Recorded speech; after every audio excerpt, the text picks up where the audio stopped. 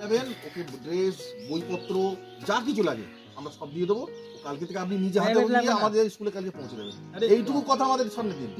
দেখুন আমাদের সভাপতি সাহেব এসছেন, আমাদের টিচাররা এসছেন, আমরা সবাই এসছে। আমাদের আপনার কাছে একটাই অনুরোধ, ছেলেটি অভাবের তাড়নায় স্কুলে আসা বন্ধ করছে ছাত্ররা। রোজগারের তাগিদে ভিন রাজ্যে পাড়ি দেওয়ার প্রবণতা বাড়ছে, ফলে স্কুলের ড্রপ আউটের সংখ্যাও বাড়ছে দিনে দিনে। 8 থেকে 9-এ ওঠা এমনই 9 জন ছাত্রকে চিহ্নিত করেছে বর্ধমান জেলার কালনা 2 নম্বর ব্লকের অকাল পৌষ অরবিন্দ প্রকাশ ঘোষ উচ্চ বিদ্যালয়।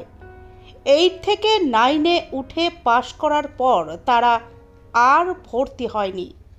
স্কুল কর্তৃপক্ষ খবর নিয়ে জানতে পারে তারা পড়া ছেড়ে দিয়েছে। কেউ যাবে বাইরে, কেউ কাজ করবে দেশেই। এমনই ছাত্রের বাড়িতে স্কুল ছুটির পর হাজির হলেন স্কুলের শিক্ষকরা। হাত জোর করে অভিভাবকদের অনুরোধ করলেন স্কুলে ভর্তির জন্য লাগবে না টাকা, স্কুল কর্তৃপক্ষই দেবে বই, স্কুলে ভর্তি করুন। এমনই আবেদন নিয়ে বিভিন্ন বাড়িতে পৌঁছচ্ছেন শিক্ষকরা। সঙ্গে রয়েছেন স্কুলের ছাত্রছাত্রীরাও। তাদের দেখিয়ে শিক্ষক মহাশয়দের আবেদন বন্ধুরা এসেছে, ওদের ডাকে অন্তত সাড়া দিয়েই স্কুলে আবার ফিরতে হবে তোমাদের। এই প্রসঙ্গে এদিন স্কুলের ভারপ্রাপ্ত প্রধান শিক্ষক সুদীপ্ত ঘোষ জানিয়েছেন, আসলে আমাদের স্কুলটি একদম প্রত্যন্ত এলাকায়। বেশিরভাগ যে পরিবার থেকে ছেলেমেয়েরা আসে নিম্ন মধ্যবিত্ত এবং দরিদ্র পরিবারে।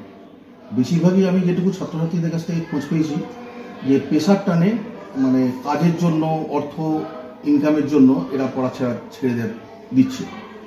এবার আমি আমাদের শিক্ষক শিক্ষিকারা এবং আমার পরিচালন সমিতির সদস্য সকলকে নিয়ে এই সমস্ত ছেলেমেয়েদের, আজকে নয়, আমরা করোনার কালের পর যখন স্কুল খুললো তখন থেকেই এই উদ্যোগটা নিয়েছি। প্রতি বছরই ছাত্রছাত্রী যাচ্ছি, কারণ প্রত্যেক বছরই দেখছি আমরা যে 10-12 জন 15 জন করে ছেলে মেয়ে পড়া ছেড়ে দিচ্ছে, এবং সেটা যে নিচু ক্লাস থেকেও হচ্ছে, মানে 8-এ পাস করার পরে 9-এ ভর্তি হওয়ার প্রবণতাটা কমে যাচ্ছে।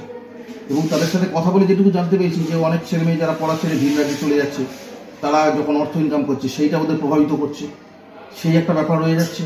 পাশাপাশি কিছু ছেলে মেয়ে যারা পড়া ছেড়ে দিয়েছে, যারা স্কুলে পড়ছে, তারা তাদের সাথে মিশে পড়া করে হবে কি না, আমি দরকার নেই, চল কাজে লাগবো, কাজ করবো, এই ধরনের মানসিকতা তৈরি হচ্ছে।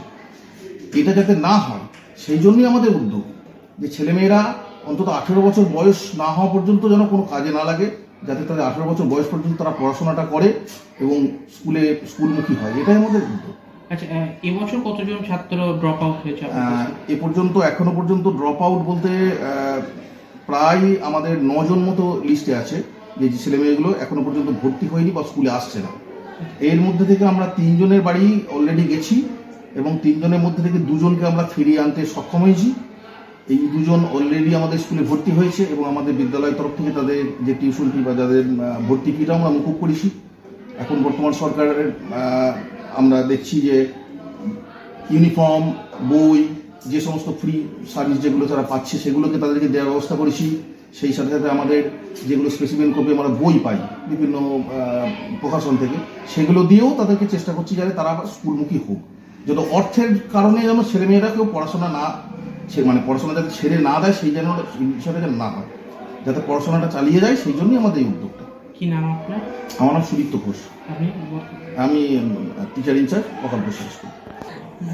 ছাত্রীরাও কি এরকম ছেড়ে দিচ্ছে পড়াশোনা? ছেড়ে দিচ্ছে বলতে কি, বেশ কিছু ঘটনা যেগুলো বেশ কয়েক বছর থেকে দেখছি, 9 বা 10-এ ওঠার পর ওদের হঠাৎ করে বিয়ে, যে ব্যাপারটা কোনো ক্ষেত্রে বাড়ি থেকে দিয়ে দিচ্ছে যারা খুব গরিব ফ্যামিলি, আবার কিছু কিছু ছেলে মেয়ে যারা ভুল পথে চলে গিয়ে হয়তো বিয়ে করে ফেলছে। তো আমরা আমাদের শিক্ষক শিক্ষিকারা আমাদের পাঠ্য বিষয়ের বাইরেও ক্লাসে তাদের সাথে বিভিন্ন বন্ধুর মতো বেশি বিভিন্ন ভাবে তাদেরকে উদ্বুদ্ধ করে, যাতে এই ধরনের কোনো কন্যাশ্রী ক্লাবের মাধ্যমে আছে,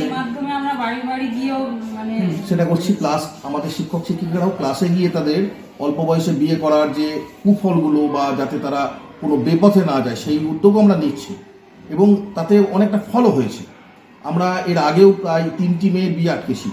অলরেডি তারা 18 বছর বয়স পর্যন্ত তারা বয়স হয়ে তারপরে বাবা মা বিয়ে দিয়েছে এবং এই 3 জনের মধ্যে 2 জন অলরেডি স্কুলে ভর্তি হয়েছিল, একজন আর ভর্তি হয়নি।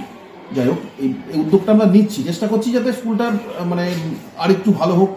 এই পিছিয়ে পড়া ছেলে মেয়ে যারা গরিব, যারা তারা নতুন করে আবার পড়াশোনা আবার মেইন স্ট্রিমে যারা ফিরে আসে, মূল স্রোতে যারা ফিরে আসে।